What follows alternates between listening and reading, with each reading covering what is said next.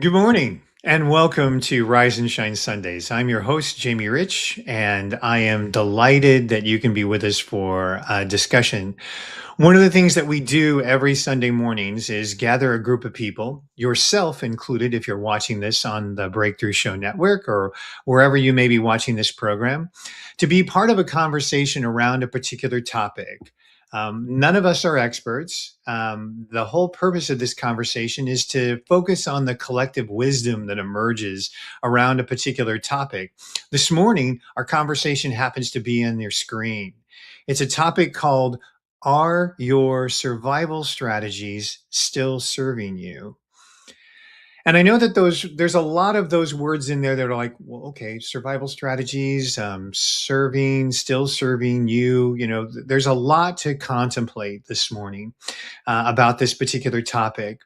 But as someone who is of a considerable age, I will tell you that one of the things that has happened in my own life is recognizing that sometimes I'm running patterns and behaviors that were formed a long time ago about a version of myself which may or may not still be operating. So it's almost as if we are sort of like running old software, meeting new situations, and responding to them in ways that, well, wait, is this really the way that I need to be responding? Or, I realize where I picked that strategy up years ago.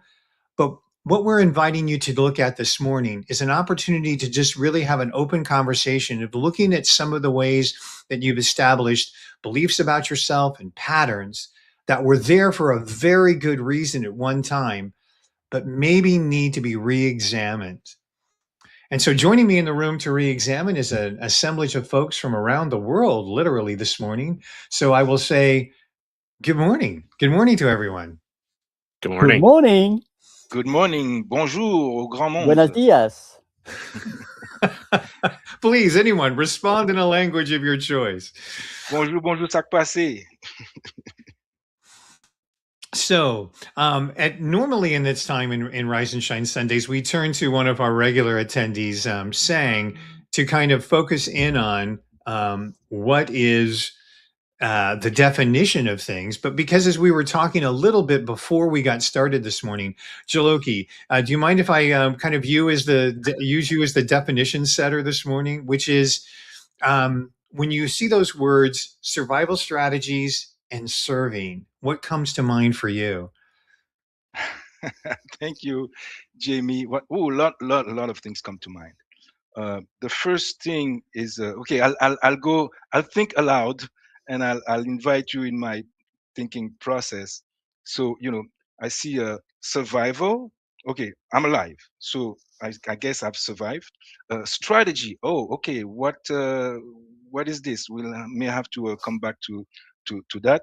So do my survival strategy still serve me? So the first thinking is, okay, I'm alive, so obviously they've served me. Oh, okay. What do we mean by serve? Does it mean I'm here and I'm breathing, or I'm here and I'm prosperous, or I'm here and I'm happy, I'm here and I'm growing, I'm here and I'm degenerating? All of that. And I mean, we can go in all kind of direction, but I would offer to say that maybe a major aspect of the human experience in this kind of a lifetime, actually, for me, is to be able to identify the survival strategies that have been useful in the past that are actually harming me right now, Mm-hmm. and to change them. And it's difficult, first, to identify them, second, to recognize that, okay, I've been doing that, it's because of the past, maybe it's because of my childhood, or because of something that happened this morning with the, someone at work, or something, or it's something that has been conditioned Mm-hmm. into me, and maybe it didn't even work in the past. There's a lot of wounds, I think. And I know I'm talking in generality here. We're going to get into the details. There are wounds that we have that maybe were not created by injuries in the past, they were a system that at the time, that's what we had to do to cope with reality. So in a sense, they were good, and now they're not serving anymore. They're not helpful. They're not good for me or for people around me. I'll just end this little rant right now to suggest, for me, obviously, our collective strategies as a race, I'm talking about humanity, People. are not working for us, are Right. not saving, Right. are not saving. Well, and Jaloki, as always, you posted and spoke to so many of the salient issues in this particular type of discussion, right? Because you can't you begin to look at your childhood conditioning, you begin to look at experiences that you went through, some of which were pretty successful, right? One of the ones that I can use as a personal example is I was a fat kid growing up, right? So one of the things that I always tried to do was to compensate in some way, right? By making sure that if I was like I would always be the first person to tell a joke, right? So that the laughter, like I didn't want the attention to go on me. So I would develop a sense of self-deprecating humor that was a survival strategy at that time so that the focus wouldn't go on me. And similarly, if you were a smart kid sometimes and you wanted to fit in, you sometimes had to fit in and appear stupid. A number of women that I have spoken with over the years were always told, well, men don't like women who are too smart. So, Mhm. is there a way that you could sort of buffer that, intelligence factor in a way to make yourself more appealing to boys or to whatever? And you begin to find out that you're getting all of these coding messages, right? About who you are and how you have to conduct yourself in the world, and those become those survival strategies. So yes, there are collective strategies as well, and we'll also take a look at that. But I see you nodding, Ollie. Is that something that you know uh, that you can relate to, as far as survival strategies that you picked up at one time that were like, okay, I'm going to do this, but now you're kind of wondering, wait, do I still need to do this? So first, thank you, Jamie, Ray, Jaloki, and Pascal for being on stage. And thank you for your audience that is live on the replay to listening to us. It's really important also to witness your presence and that you can engage at any mean. And I will have a question later for you, Jamie, that you can reply later. But do you believe people, anyone who says that about women? I think I love women that are smart. It's there is a term sapio, SAPIO, which means that knows. And I think that that's really important. And of course, Joloki, thank you so much for opening the wall about the reflections. I was focusing my thoughts about serve, because serve means to be slave, to be of service. So servant, and it's from the Latin servus, and convey the act of rendering habitual obedience or owing allegiance. So it's about, I think, does our survival strategies serves us, are slave to us, or are we slave to them? Yep, That's really important, and that's absolutely. why I love so much this topic, because it's about awareness. Does da da da da da still serves me right now? 10 years ago, it might be helpful, but right now, does it serves me? So I'm yielding the mic right now. Okay. No, you're right in the moment with it. And that's the complexity, because when you start looking at your own personal behaviors, right?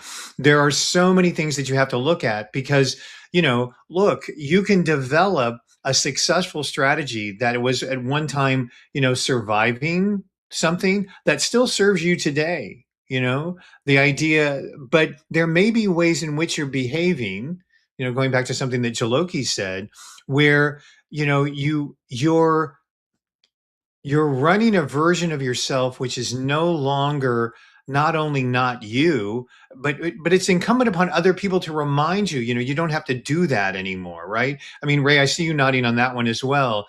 What's alive for you on this topic this morning?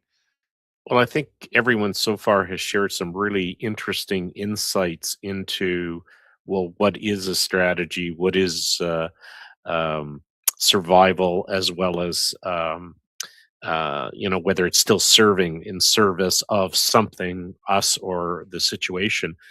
Something I came across a few years back was that social norms and social processes have sort of become more complex, and the idea of we were conditioned, or we developed techniques or approaches to be comfortable in certain environments, um, were in very simple contexts situations. Right. Now we live in a very complex world where the context is shifting all the time.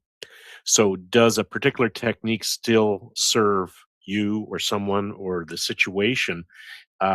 Now is, I think, changing a lot, and as Yoloki mentioned, uh, from a humanity point of view, the process of being on this planet um, has become incredibly complex because situations have accelerated at the rate of change. So things that used to work don't work, Hmm. and have created a series of new problems that we haven't developed the survival strategy to do. So context, the term that I heard was transcontextual. Is what we're doing work across more than one context?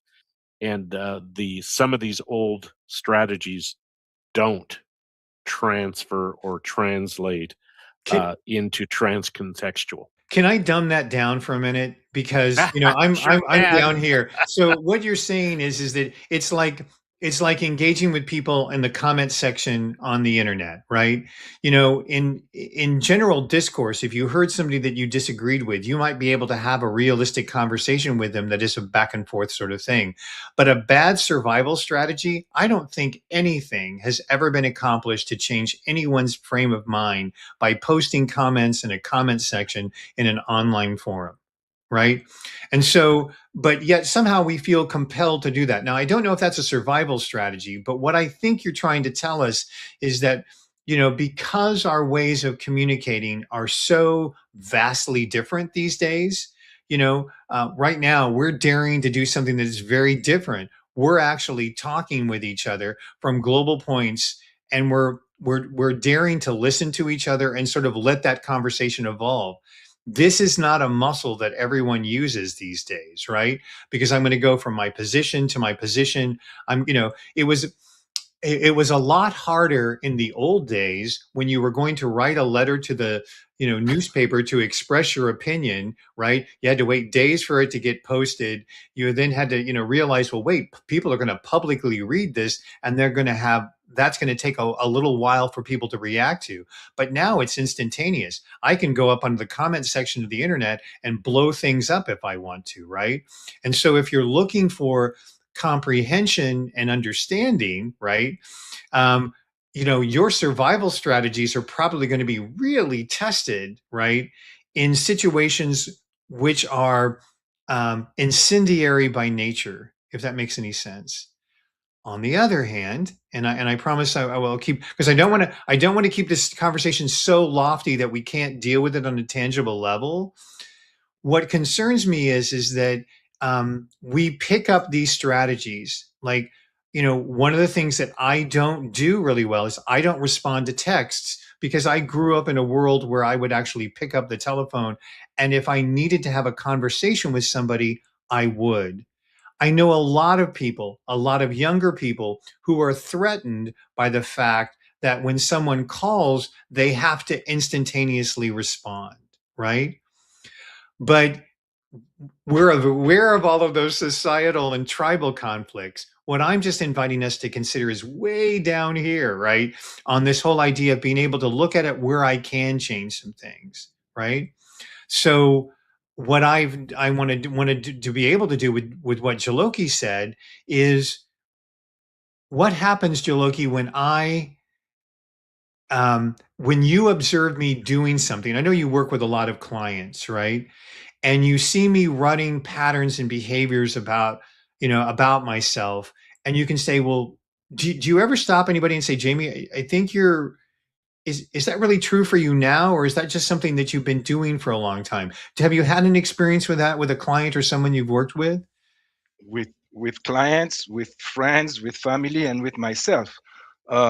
You're bringing something here. Okay, so I want to come back to that. There's something I wanted to interject in response to what Ray said, and also to link the collective dimension of this conversation and the individual. Okay. One, and then I'll go back to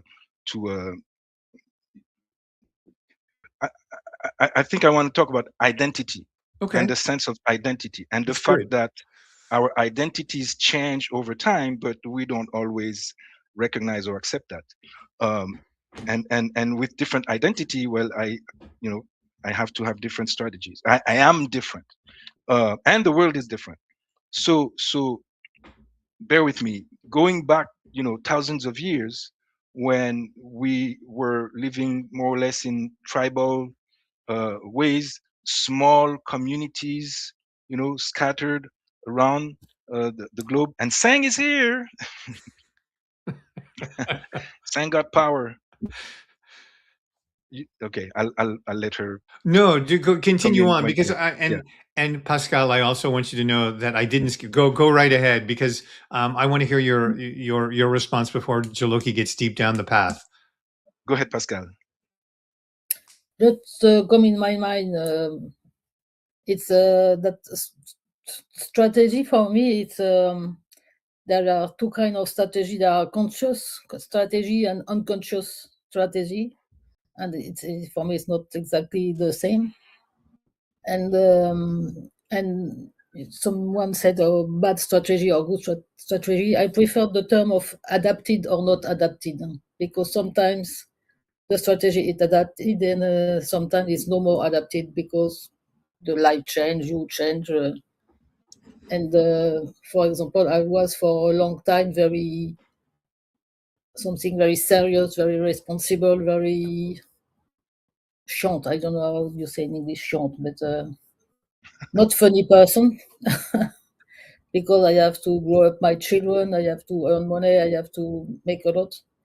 But at that time, I think I forgot who I was really. Okay, you spoke about identity, but I think I forgot who I was.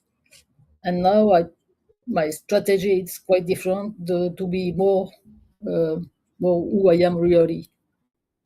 And it's what's come in my mind during No, this. and what you just said. I prefer the term of survival strategy, adapted or not adapted, and more they are conscious, more it's easy to change them if you need to change them.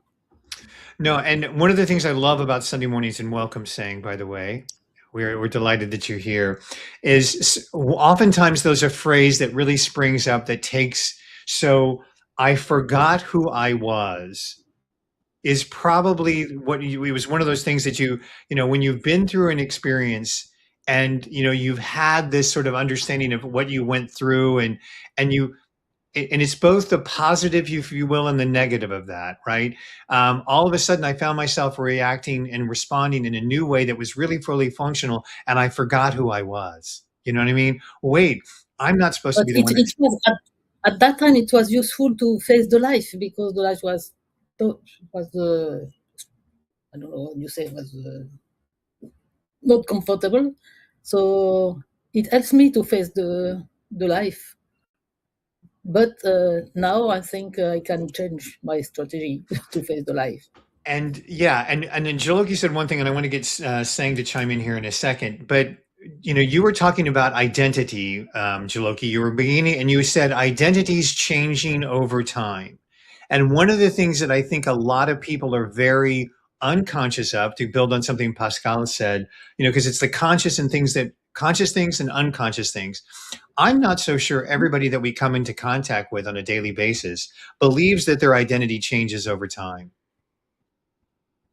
I believe that there are people who think that their identity cannot change, that they were born one way and they have to stay that way. And if they don't stay that way, then somehow they're being disingenuous to themselves. And so they're, you know, we take for granted as people who have been having conversations about growth and change and whatever, and that we welcome this whole idea of our identities changing over time. But I still think that there are a lot of people, and I see Sang nodding, and I don't know if this is the entry point you wanted to make to this conversation, Sang. So please feel free to use this as the jumping on point or take us somewhere else before we get back to Jaloki. How do you No, respond to that? I totally agree, because I feel like there are a few people that I can think of right now who will, if I'm having a conversation with them and just trying to like get some depth, they're like, that's just the way I am. It's just the way I am. And I'm like, you do know you have the power to change. Nope, it's just the way I am. I've always been that way. I'm never going to change. And it's like, okay. And then I think one of the most powerful questions I asked that specific person was, what have you learned about yourself over the since, you know, in your life, since you became an adult? The answer was, nothing. So I was like, okay, makes sense. So yeah, carry on. No. Well, let's see if we can slip back into Jaloki, because he was right before you arrived.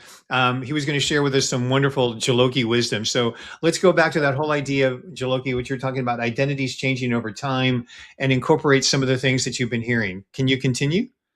So Jamie, one of my former identities included when someone flatters me, there's something suspicious. You know, what does he want from me?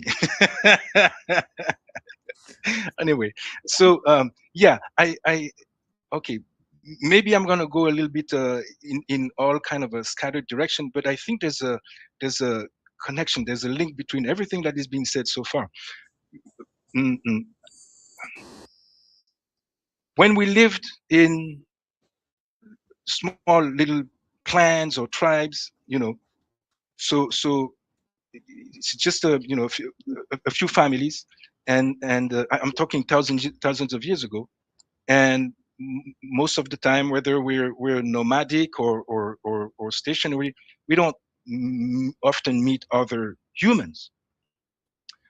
And so when we do meet other humans, we don't know if they're friendly or foes. Okay, so the first thing for survival is we have to be ready to fight and maybe kill them so that they don't kill us. And then maybe okay, we can be friends. But the first thing is I don't know. Okay, so beware, and particularly as a man, you know, the male kind of a the amygdala brain is okay, you know, you don't touch my wife, you don't touch my children, you know, you have to go through me first, and I'm going to knock you down. So it's a survival strategy. And then, you know, we created bigger and bigger communities, etc., until we created nations. And now we tell ourselves, you know, I'm American, I'm French, I'm Belgian, I'm Korean, I'm Haitian.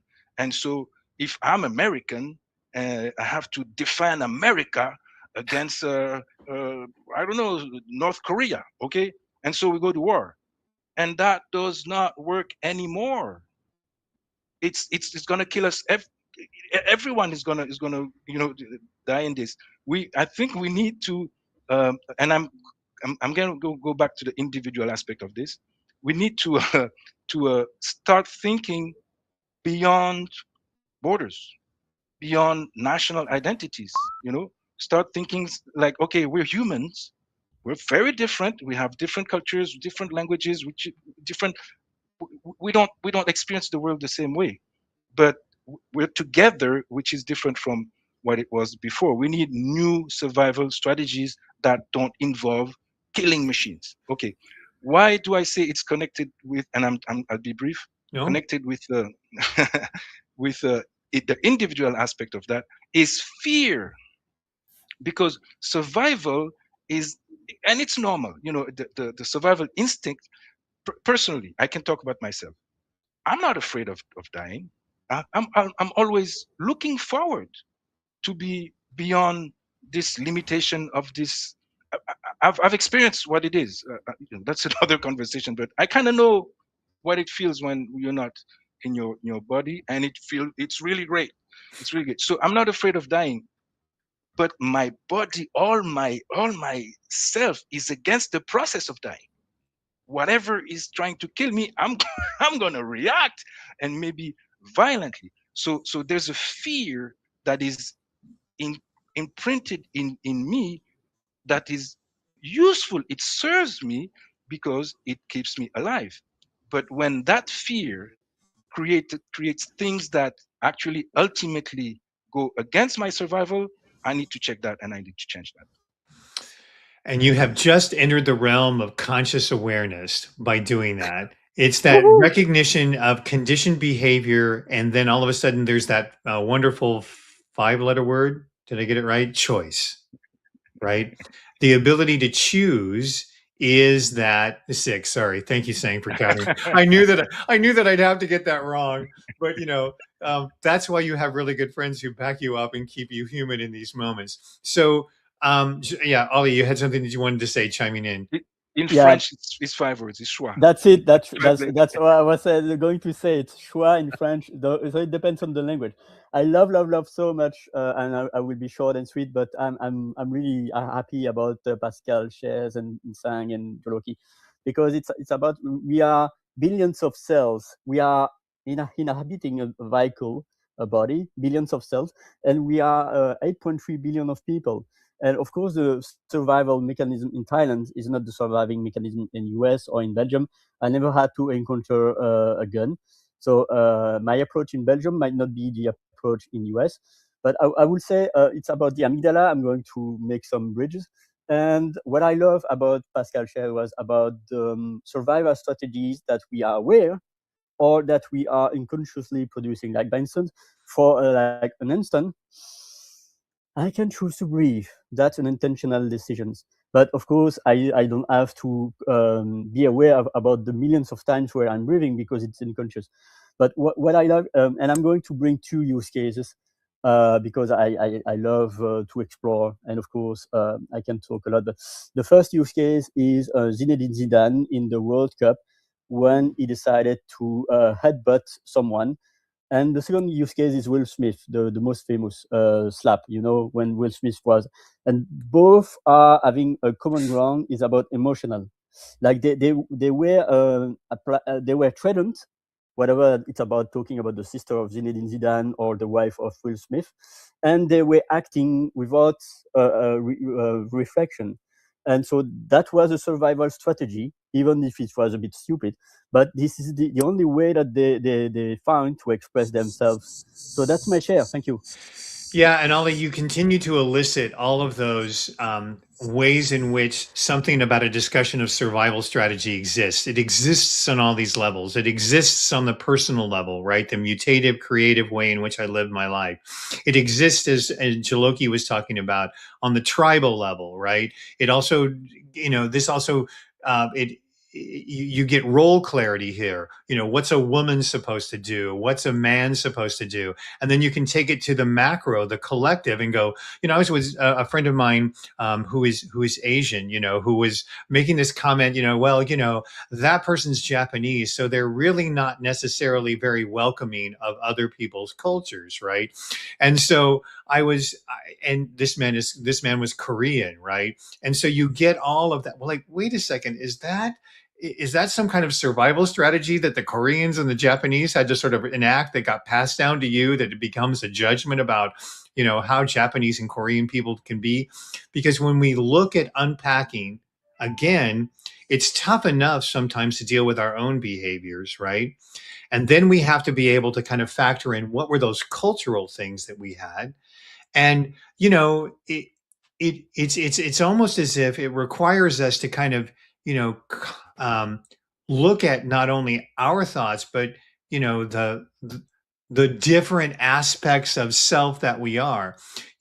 Sang is female, She's also Asian. She's also Midwestern. She grew up in Texas. She's got all these little, like at any moment, you could pop on all of these hats as to, can you speak a little bit more about that? When, our identities change over time, right? And it's like, well, you no longer need to be that Texas girl if you don't want to, but maybe you do. I don't know. Yeah. Well, I love that you said that, because that's literally what I was thinking, because it's the labels that society puts on us. It's the labels that we become indirectly. Like, I became a sister. I didn't ask to become a sister. I became a sister, right? So now I'm a sister. So what does that look like?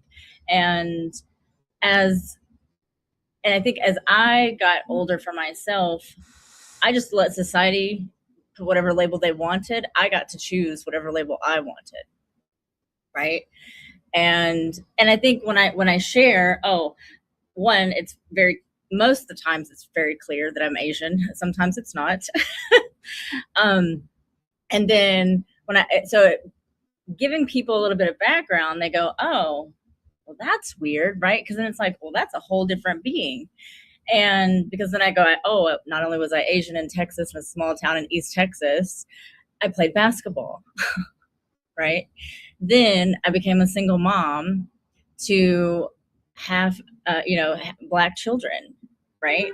So now I'm raising quarter Asian, a quarter white, and half Black children. And I'm like, what do I do? Right? How do I do this? Now, immersing yourself as a Asian woman into any culture is very tricky. Right? Because as my kids, I didn't grow up around African Americans, didn't grow around at all. And so my exposure to that was, to anybody other than my family and pretty much white people, there was nothing, right? I had little access to TV. So then my perception of the world was very tainted, so to speak. So when it came time to go out into the world, and like Jaliki was saying, you have culture, you have upbringing, you have all these things that create you who you are. But then when you get out there, who teaches you to talk to people, to measure people? Are you really giving me a compliment? Are you giving me a compliment because you want something from me? Are people just genuinely nice? Right? Because it would be a thing. And I actually thought about this yesterday. Somebody did something very odd to me as a grown-up. And it was, here, you can have this, but give me a kiss on the cheek. It was like, no, thank you. Right? And it was very weird. And I thought about it as when we were children, where our parents would be like, go give them a hug, and you'd have to force hug somebody. Or I remember my dad. I was forced to kiss my dad on the cheek. And I think that was a nice little trigger yesterday. All right? Because I was like, so I can get something, I have to kiss you on the cheek? Like, this is weird. Like, as a child, you're just like, you're taught this is what you do. So as a grown-up, and being a woman, right? If a man says, do this, and I'll get you that, think about that, right?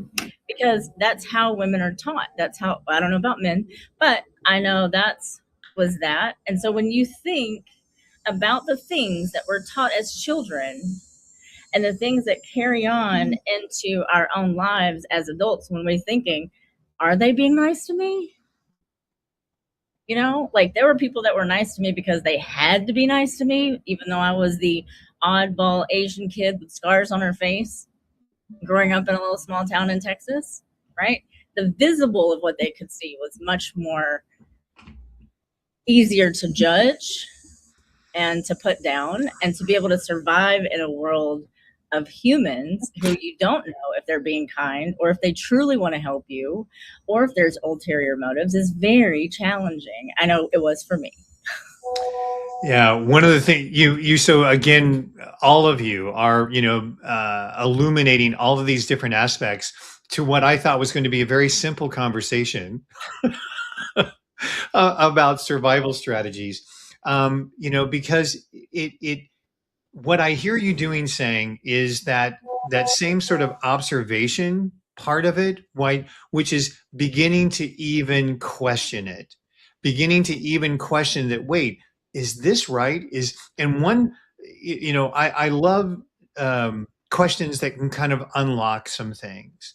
And one of the questions that it talks about with survival strategies, I think, is the following question: is that true?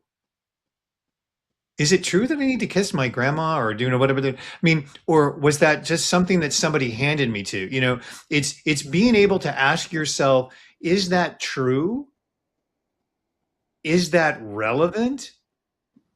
And is that necessary for me to continue?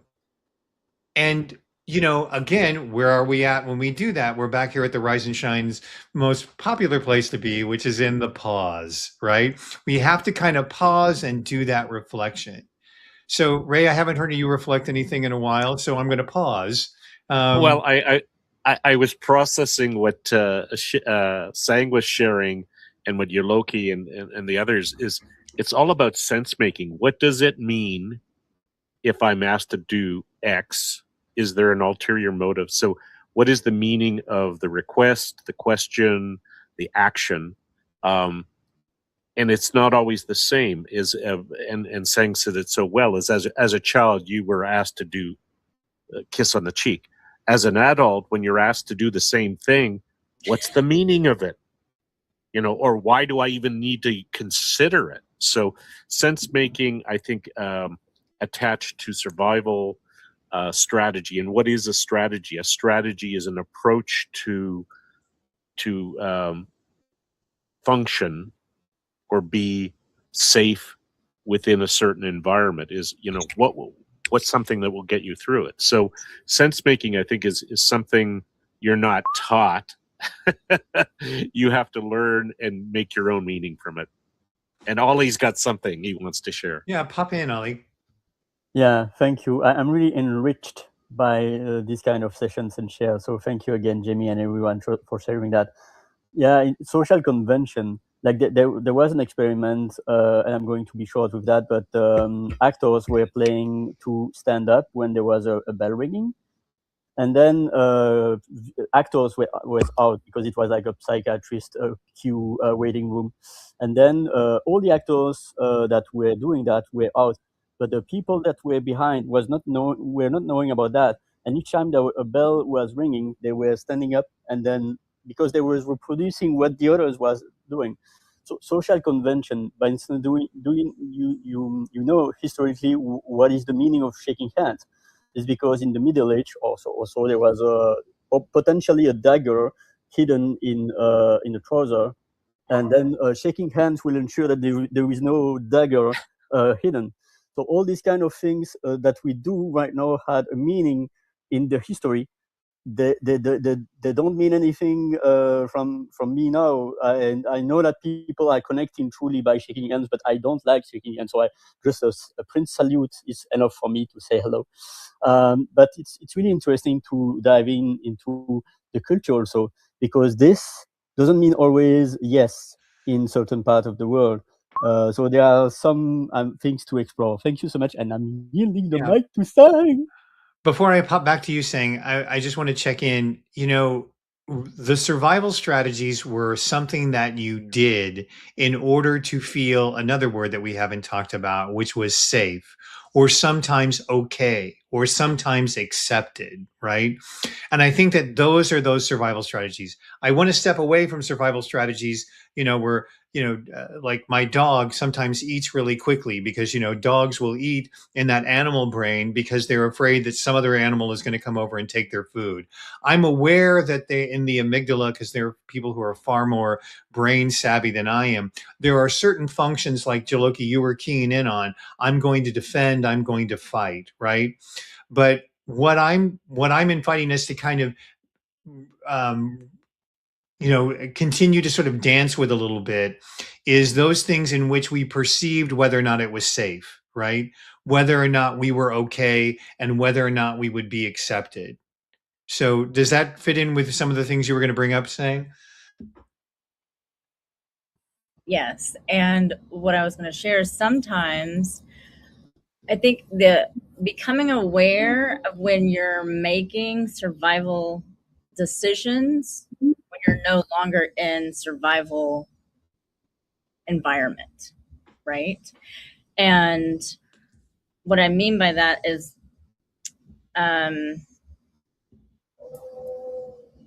when I realized that I had not known what love and safety was since I was 3, having to go back and go, all the decisions I made and having to unlearn my body because meaning I had to, it wasn't, this is where it gets tricky for me, is even though I wasn't physically threatened or whatever, the threat of people is what it was for me. And so having to have that distinction that Yoloki talked about is whether or not someone's being genuine or not, and having that trust within self. Because I know for myself, when people start asking me questions, when I have a problem or I'm trying to solve a problem, they will just start asking me, just bing, bing, bing, bing, throwing questions. And then I feel like I have to go into defense mode. I feel like I have to defend my decision. And I feel like I have to defend my decision because it's my decision and it's my survival. And I'm not open to what they have to say. So then when someone comes along and says it and I go, and then it sits with me and it sits with me and sits with me, I go, okay, something's there. Let me address that. And then I go, is that an old pattern? Again, the pause and that self-awareness, because there are decisions that I've been making even in the last several months where I know I'm at this, I came up with something yesterday. I was telling my friend, she asked me how I was doing. I said, well, I'm at a very interesting becoming threshold. And because there's like, I'm shedding these old thoughts, these old societal norms that have been in my head. And while being able to create and be in this new space of what does life look like while I'm not making daily survival decisions in everything, whether it's how I drive, whether it's I don't want to park in a certain parking spot because, X, Y, and Z, like whatever that is, how am I making money decisions? All of those things have, for me, calculated into, am I making a decision that feels good and safe for me now? Absolutely. And your friend just exemplified, going back to where we started this conversation, Jaloki, that's where the still serving you lives, which is when Sang's friend moved from survival mode into becoming mode, right? That was where, in my opinion, that inflection point lives when she's able to say, that way is not serving me anymore. It's a personal empowerment.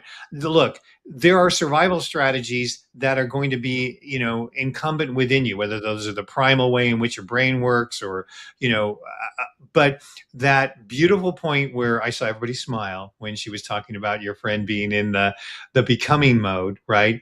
Where that flip happens is in that inflection point where that survival strategy is let go of. There's been a pause and there is this recognition that, wait, I don't have to do this. What else is possible in this moment for me? Is this, and Pascal, I'm coming back to you just because this is your first, please speak, share. Yes.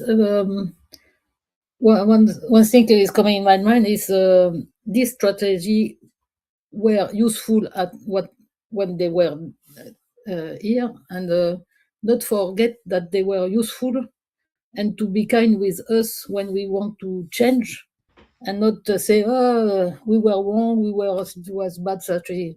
Just keep it cool with us, with the past, and when we use this strategy, because they were useful at that time, and now we change the direction, and because very often we say, "Oh, I was bad, I was not okay," but just keeping cool with where we were at that time, because at that time, if we use it, it's because it was useful.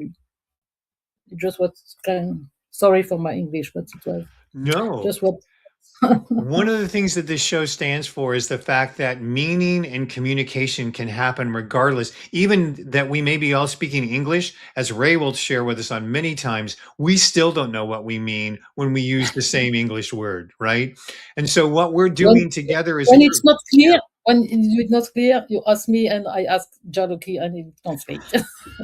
Okay, Jaloki, let's do that right now. Jaloki, translate everything that we've been talking about and make sense of it. What does it all right? mean? What does it mean? What does it mean? Oh, you're muted. Jaloki, you're muted. Sorry, I muted myself earlier. Thank you. In one of my parallel lives, I've been doing a lot of linguistic and cultural translation, and I've come to the point that, well, just as you're saying, Jamie, a lot of things, if not most things, can actually not be translated. You can approximate, you can try to find something in the different language or culture to say, okay, it's somewhat so close to, but it's not exactly the same, because there are concepts, and that is connected with the experience of survival of that particular person or group or nation, which, as Oli was saying, is different from one of the other. I'm gonna okay. But what was it clear what I said? Just not only it was clear to me, but I was going to actually build on that, because and bear with me, okay? You have the floor, my friend. Go. Verbalizing as it's coming into my mind, and it's not completely clear yet. What you said, Pascal, that inspired me, it's about healing, and so at some point I was doing something that it was what I could do, and it was, maybe I had another choice, but I didn't know, or I made the choice, okay, and now I decide to do something else. But there's something paradoxical in the human experience, is that when you change something in yourself, when you want to change something in yourself, first you have to accept it. If you don't accept what you're trying to change, and you try to fight it, it's going to reinforce, because it's going to fight back. so first, and it's paradoxical. You have to accept that it was the best things before. Exactly. Without judgment. Absolutely. And so I have to congratulate myself and forgive myself and thank myself for doing or being who I was, or what I was doing, and now have this particular, it's Zen. It's and I don't want to go too far into the Zen, because just a parenthesis, a Zen master would ask you, who is I? And that's a whole lot. Is there an I? So I'll close the parenthesis. but the Zen approach here is, okay, I want to be calmer. I want to be more compassionate. I want to be less aggressive. I want to be less violent. But first, in order to be that, I have to accept that right now I'm aggressive, I'm compassionate, and this is me, and it's fine. And this will allow me to change myself easier and faster than actually telling myself, oh, this is wrong. It's paradoxical, but that's reality. And you are aware, however, there is a deep tribal conditioning to declaring things wrong and bad, and isolating that part as it's not us, that didn't happen. One of the things I love about in Germany, they said, as it relates to the Holocaust, when they introduce it, they say, we did this. Mm-hmm. We did this. Mm-hmm. There wasn't some outside collective that sort of had it, I want you to continue, Jaloki, but I want to interject, because that there's a Western tendency to throw out the trash, right? And to see it as, oh, that was an aberration. I'm going to put someone in prison. I'm going to like not I'm going to try to shut off that part of myself. You know what I mean? As opposed to bringing it back and saying, you know what? There is that shadow self. I am that part. I am that, you know what I mean? And in order to embrace that part, I have to do the healing work of forgiveness, right? Whatever that healing journey is for you. But again, I don't want to bogart this moment, but I don't want people to miss the fact that what you're talking about is a hero's journey in and of itself, right? The ability to not cut off parts of yourself and say, well, gosh, I was a stupid, idiotic fool that blah, blah, blah, blah, blah, blah, blah. I mean, you can say you made mistakes, but the minute that you turn that as an aspect of yourself as ugly and bad and wrong, you're just going to do what you said at the beginning of this, Jaloki, and you're going to carry that with you for a long time. Please continue. And thank you. And I know, Oli, you raised your hand. I'll give it to you just in a minute. Thank you, Jamie. You actually continued in the way I was going to continue. So I'm going to pick up on Okay. what you said, and bring, you know, for me, healing often comes with a change of identity, because I'm this way today. Tomorrow I'm gonna be healed. I'm gonna be different. And when I change my identity, then my worldview needs to change too. Then my belief needs to change too. Then my paradigm needs to change too. And that's very hard. And just quickly here to kind of not close the loop, but reconnect with the loop about the subconscious and conscious that Pascal mentioned, and the collective. I think there's a big collective subconscious paradigm, and I say, I'll explain what I say. It's subconscious. It's not exactly subconscious individually, that I would love to see coming out to the conscious. It's modern science. Modern science in the conscious, modern Western science, in the conscious paradigm, is materialistic. You know, this, the body is matter, this nature, this is how it, you know, physics, geometry, you know, astronomy, etc. That's what, even the atoms, etc. That's what we all, you know, we're conditioned to. This is the truth. Science is not there anymore. Science is way, way, way beyond that, way beyond quantum physics.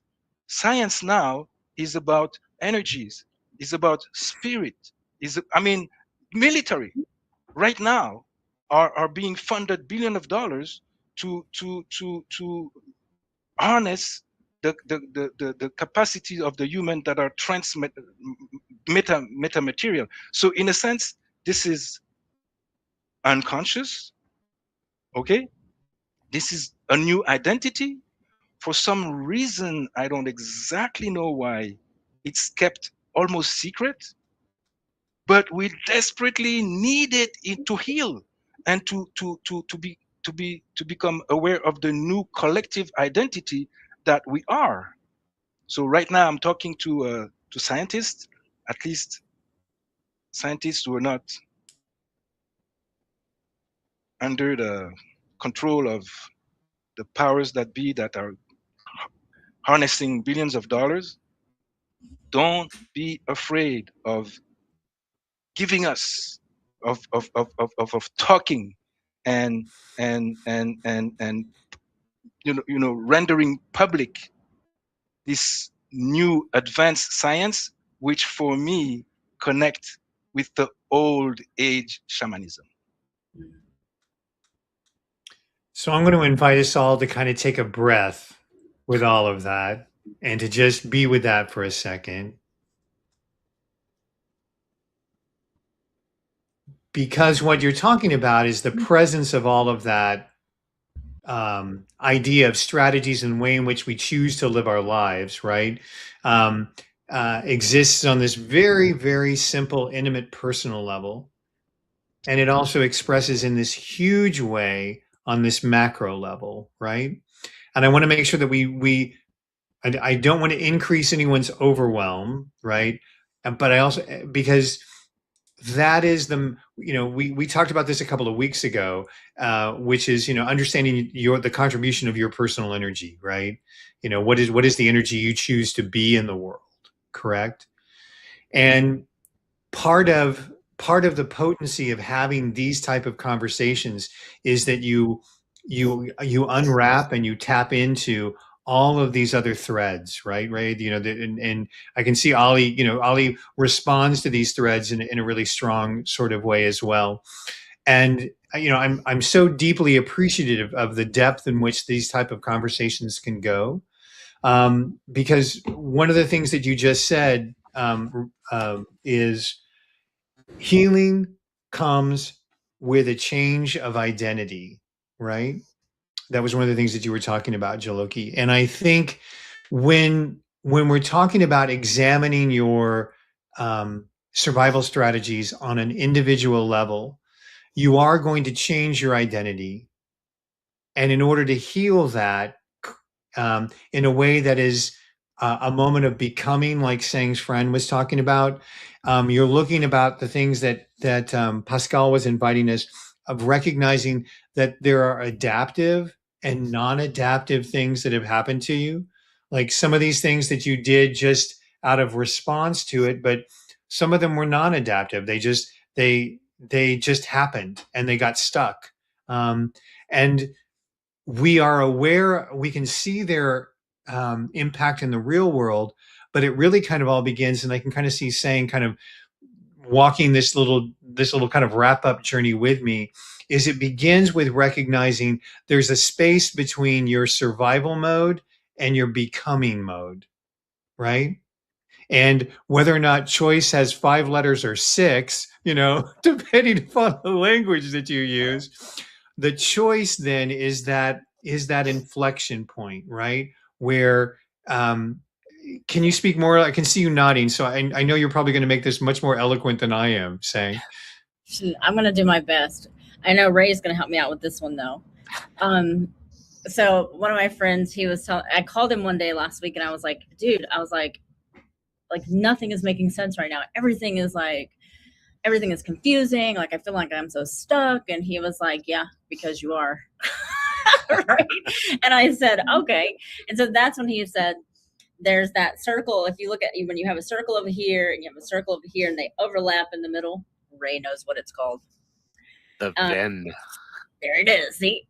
And so he said, you're at that part that's in the middle, right? Where they overlap, because you have all these things that are happening and your thoughts and maybe the questions you ask and the people you hang out with or whatever.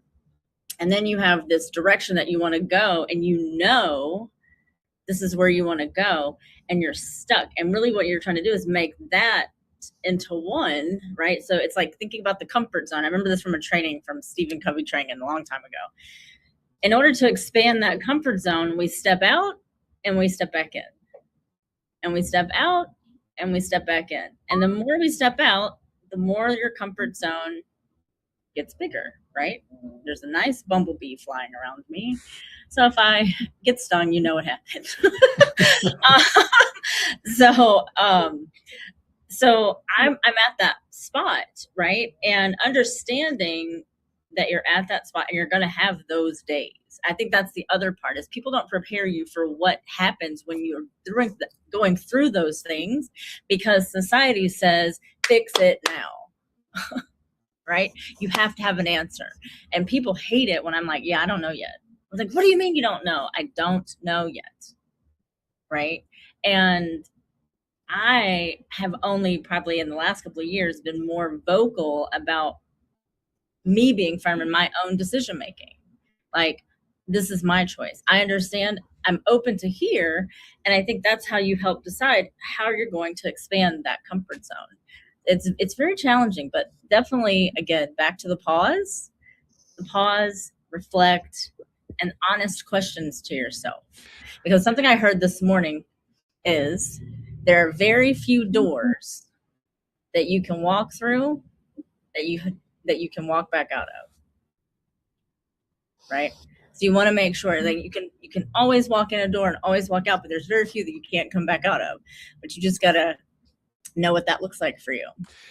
And so you're inviting us to the dance. As we bring ourselves to the end of this hour, I want to say to those of you who are watching on YouTube, if you want to dive in, we wrap up this conversation. You can go to rsslive.org, rsslive.org. If you want to just pop into the room, we're going to be thanking the folks from the Breakthrough Show Network for allowing, and I'll get to you in just a second, Ali. We're going to be thanking the people at the Breakthrough Show Network for allowing us to sort of put this conversation out as a beacon to the world. But I will give you the opportunity, Ali, to say, what is it that we can leave people with who are seeing this beacon? What are those wonderful words that you might be able to leave those folks with?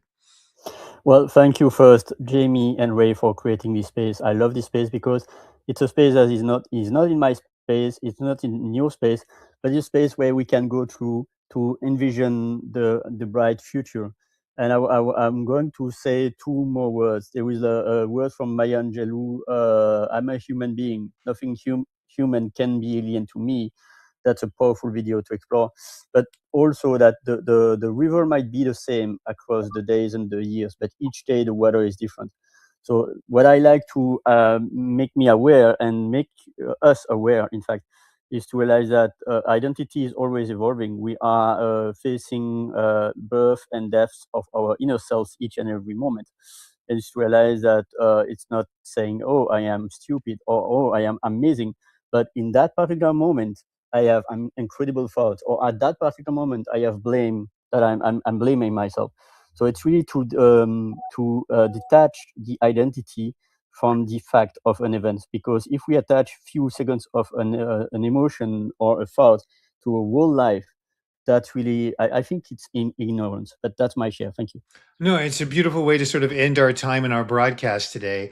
And just like Ali was saying that, the river will return next Sunday at the same time on the Breakthrough Show Network. But there will always be something different in the currents, right? But the river remains, the idea that we're committed to having this conversation. And we invite you to return with us next Sunday when we do that. Or as I've said, if you want to join us afterwards or beforehand, you can come pop in our room here at rsslive.org. Until next week, continue emerging, and thank you for watching our beacon on the Breakthrough Show Network.